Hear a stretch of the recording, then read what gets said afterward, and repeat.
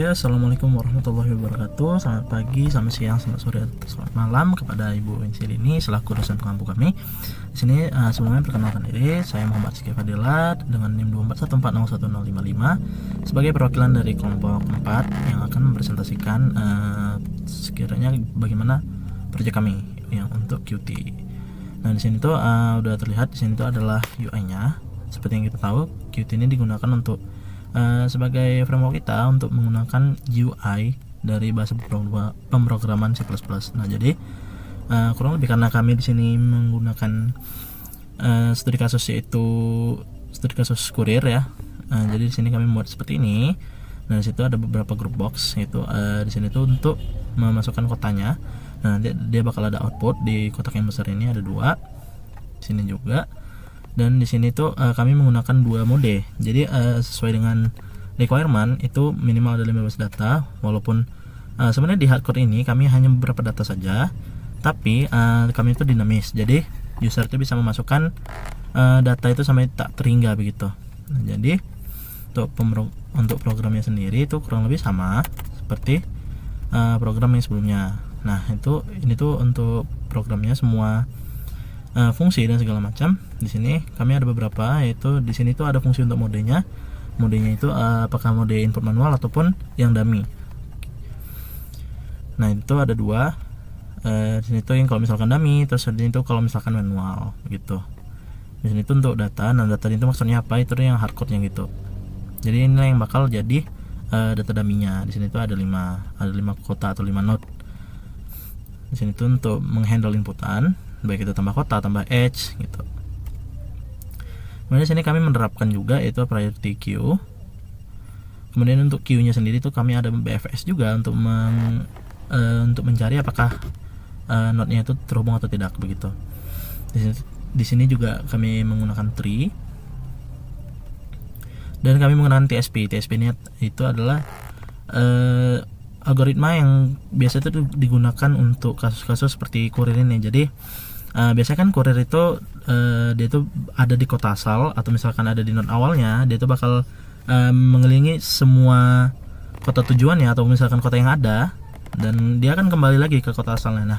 Nah, kami menggunakan ini karena ini yang paling optimal gitu. Terus ini tuh ada untuk fungsi menghitungnya, untuk fungsi menghitung jaraknya, dan juga ini tuh ada tree-nya. Nah, jadi nanti di outputnya itu bakal ada struktural tree-nya begitu. Nah, di sini tuh itu tuh karena ini main windows.h itu headernya itu fungsi itu untuk membuat struct dan kelasnya. Jadi nggak terlalu banyak ya di main windows.cpp-nya ini tadi. Dan juga untuk main.cpp-nya itu untuk struktural dari Qt-nya. Mungkin saya langsung coba dimain aja.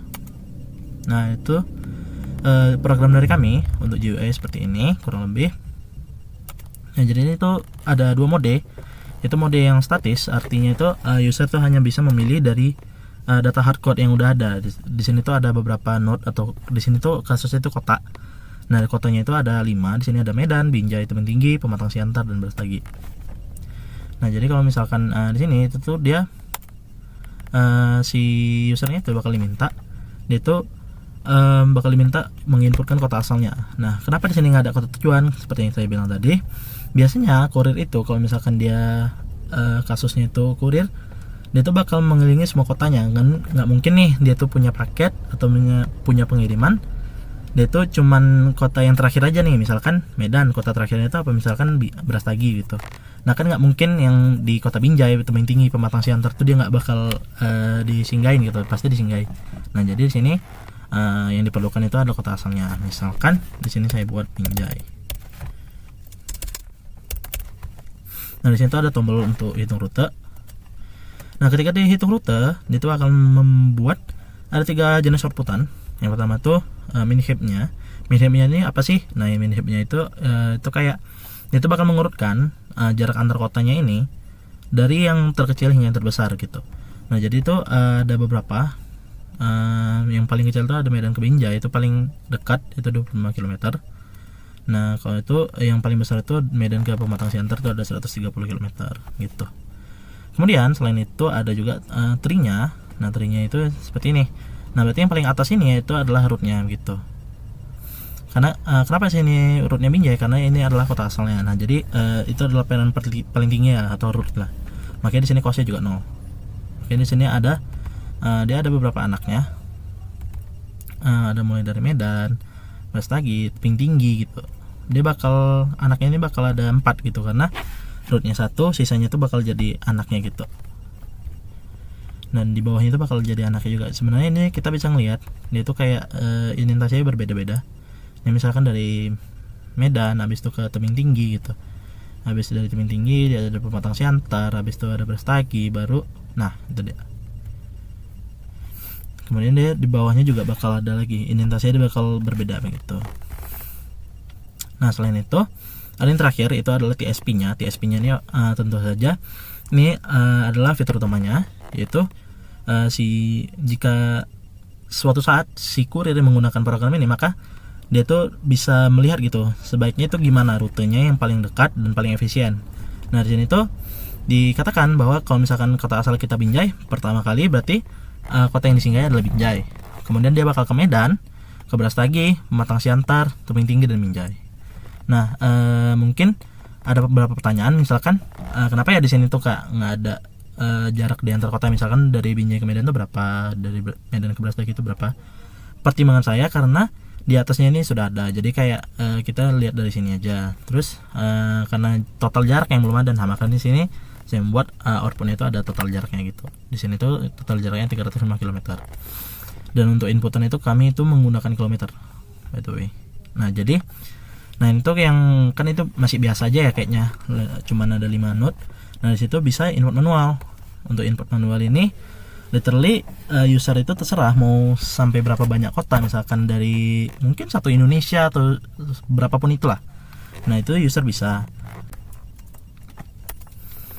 Oke lanjut, kalau tadi itu kan udah saya demoin untuk yang misalkan kita pakai data dummy. Nah itu yang selanjutnya itu coba kita pakai input manual gitu ya. Nah untuk input manual, misalkan di sini kita tambahin kota, itu ada Aceh, Medan, sama Padang misalkan. Nah ada satu node untuk dari algoritma yang kami gunakan kan algoritma TSP ya. Nah di situ ada kondisi dimana kalau misalkan grafnya itu tidak terhubung sempurna, atau misalkan dari 3 kota itu mereka tuh nggak ada satu kota yang tidak terhubung ke kota yang lain, nah maka dia tuh nggak bisa dilanjutkan gitu untuk algoritmanya. Nah jadi memang untuk kondisi dari TSP ini memang harus terhubung sempurna untuk grafnya. Nah misalkan di sini kita bikin dulu kalau misalkan terhubung sempurna gitu ya. Aceh ke Medan kita tambahin edge-nya, Aceh ke Padang kita tambah juga, habis itu Medan ke Padang kita tambahi,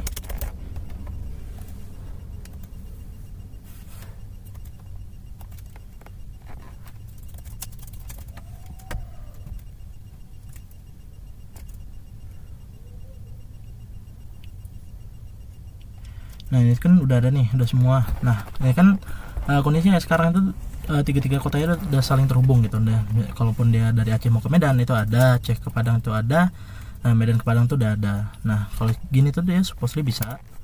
Nah sesuai dengan yang saya bilang tadi, dia tuh langsung ada outputnya semua, itu mulai dari main heap, dari tree-nya, dan juga TSP-nya. Nah itu udah ada. Misalkan di sini kota asalnya tadi kan di Aceh. Nah dari rute terbaik itu dari Aceh ke Medan ke Padang baru ke Aceh lagi. Nah itu dengan total jarak 60. Nah kalau misalkan dia tuh ada yang nggak terhubung, kan kita pakai contoh 3 kota aja deh.